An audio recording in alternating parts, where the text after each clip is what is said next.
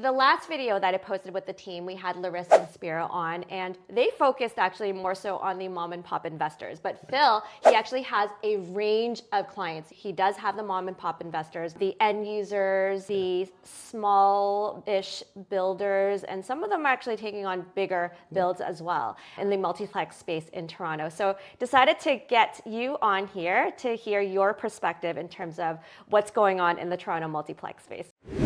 One thing that really caught my attention is that Ontario has really aggressive targets in new units that they're expecting over the next 10 years. They're expecting 1.5 million new homes over the next 10 years. And according to the latest stats that we hear, 50 to 100,000 of those units are supposed to come from the Toronto missing middle multiplex space. It doesn't sound that big. It's like around 5% of that total, but still that comes out to around 5,000 units a year. And then you just showed me a new stat, not new anymore, but the latest stat that we received from the city. And in the past year and a half, how many units have they created? Like 400 new units? Drop in the bucket. It's a bit of a dated stat. So I think it was from November last year. Drop in the bucket. Like the smallest drop in the bucket.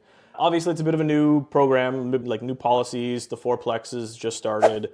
Sixplexes only just recently have come through, so a little bit of a density bump, I guess, but like really minor things on the existing multiplex bylaws. Laneways and garden suites were factored into that, right? I think there was a couple hundred garden suites that have been issued.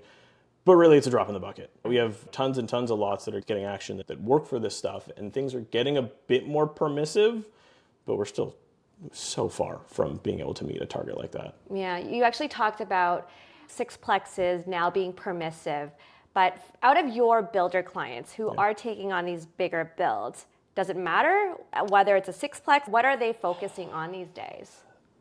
Honestly, not really. I think the problem with the sixplexes, the biggest thing we've run into has been building depth. So everybody wants things to be as of right. Like if we can avoid going to committee, we can avoid those timelines. Amazing. That's the best part of this space right now. DCs is also amazing. Having DCs waived up to 6 is huge. But being capped at that 55-foot building depth and 3 stories for a sixplex build and the same buildable box for a fourplex means with a fourplex build I get many nice 2 to 3 bedroom units. It's a good unit mix. It's meeting that demand that's not getting met by all the 1-bedroom bachelor condos. If I'm trying to build a sixplex in the same building footprint, I end up back with 1-beds again, which ends up being a bit of a problem. It doesn't really meet that unit mix they're looking for. Parking starts to become a little bit more of a concern as well when they add units and they're already maximizing the amount of space on the lot. So it's a bit tough, I think. 6s without either a variance to your depth or a very wide lot where you can just build wider than you would get function out of for a fourplex.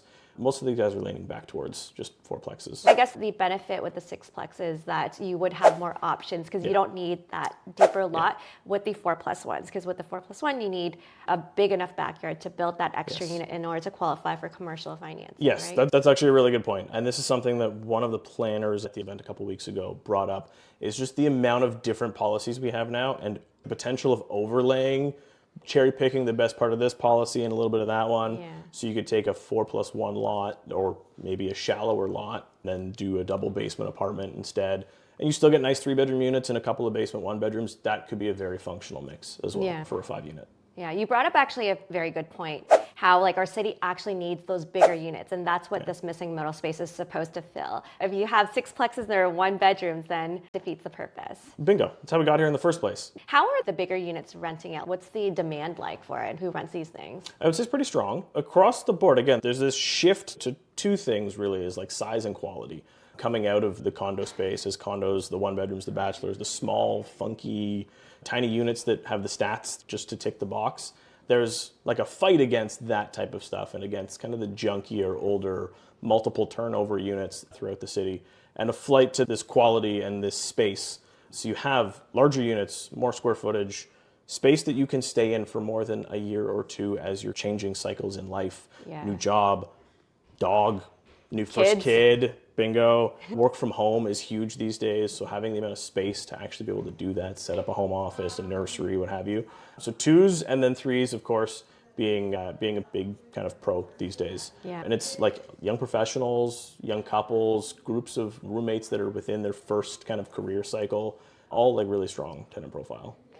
I'm going to throw you a curveball. You talked about roommates, and that is one of the things that I think the city is trying to regulate, right? With these bigger multiplexes, there is a max room count per building. What do you think about this? I think that gets an eye roll from a lot of people, and myself included. It's a bit of a silly, arbitrary limitation. I can maybe understand why they want to stop a rooming house approach because they've brought in new rules for rooming house, so maybe they're trying to create a bit of a divide there. But I don't know. What's the purpose?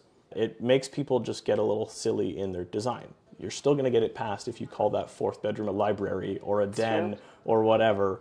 So I don't understand the limitation for it. It's there, certainly. But also from a desirability, from the diminishing returns of bedrooms to rent dollars, that fourth bedroom is often a line where it doesn't make necessarily sense to cross. If I have enough space that I can do a fourth bedroom, that might be a situation where I'm looking at just splitting that into two separate units, just strictly from a financial point. And you do tend to get more roommates, though, if you get 4, 5, 6, like you get into that bedroom situation. And they have their own challenges to manage those types of units. I would understand why builders are taking on these bigger multiplex projects. A lot of times they're looking to refinance commercially with the CMHC MLI program. For your mom and pop investors, those starting out, what exactly are they looking for when they're looking for a multiplex opportunity? Yeah, on the mom and pop side, there's two categories I find. There's either they already own the property, they're interested in doing this on their own project. They've owned the property, they live in it for a long time. They're looking at it from either a multi-generational standpoint. Maybe they don't want to go with the full 4+ or 6+1, but they'll do 2 or 3 units and then an ADU for aging parents, younger kids, kids that are growing up, things like that. And then with the potential to just leave the property down the road, realizing that it becomes an investment when they move on to their bigger property. So that's one avenue. And then the other one is they're looking for more conversion types of projects. So the newer investors, the more mom and pop, if you will, triplexes, probably not fourplexes. They're not looking to build anything brand new. They're not really versed in the space. And budget. And capital. bingo, but time, budget, and then the potential for the ADU. There's a lot of divide, and available capital is a big one, and understanding construction financing. But a lot of people like the idea of, let's just do triplex now, and I'll figure out the ADU later, knowing that it has the potential for the ADU. Maybe I'll do the triplex, I'll refinance it, I'll get that operational, and use that same capital to build the ADU. Or maybe it's something that I'll just park for years down the road because I don't necessarily have the capital to do it up front or the time and the understanding of the space yet, because it is kind of its own new build project. So you mentioned refinancing. How many of your clients actually refinance? Is that a goal that they need to look for when they're searching for properties? Less these days, certainly. Maybe 50-50. Burr strategy was hotness. It was the only thing that people were looking for. These days, there's more, and I think just with recent events and recent history fresh in people's minds, people are playing a little bit more conservative. They're happier to keep equity in the property and a high cash flow buffer until they have a use for it, or until it's like 100% of cash out and I can roll it into the next deal.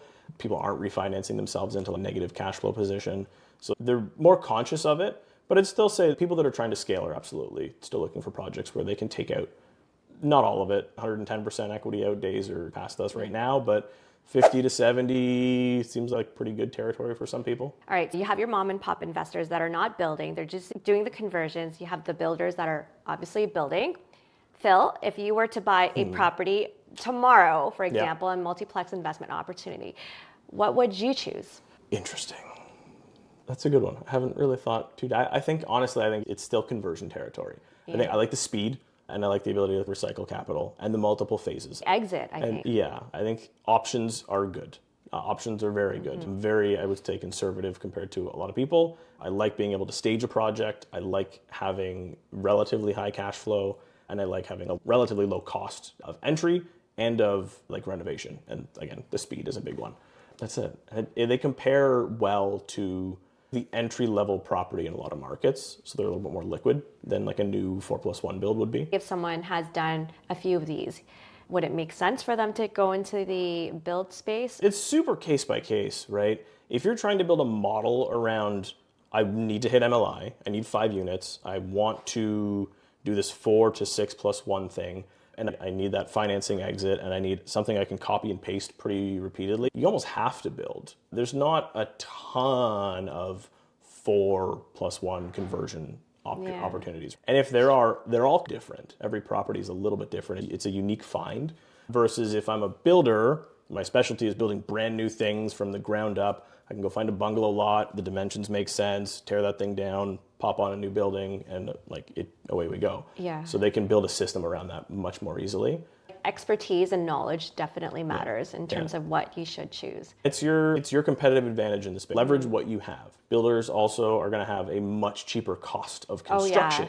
That's a huge one. It's a huge talk. When we talk to builders, the range is it's massive. Insane. Yeah. And like some builders are quite high, and maybe the conversion is right for them. Maybe the new build is not the approach if you're at 330, 370 a foot. I've talked to builders that are sub 2 in some cases. What? I've heard and two. Your spread is 220. monstrous when you're wow. $100 a foot different from the next guy. That's a huge advantage. Yeah. So it really depends what you're doing in this. That makes sense. Thanks for joining me. And if you want to learn more about multiplex investing in Toronto, feel free to reach out. You can book a call with us right here. And I also have Phil's Instagram handle here if you want to chat with him as well. Thanks. Bye.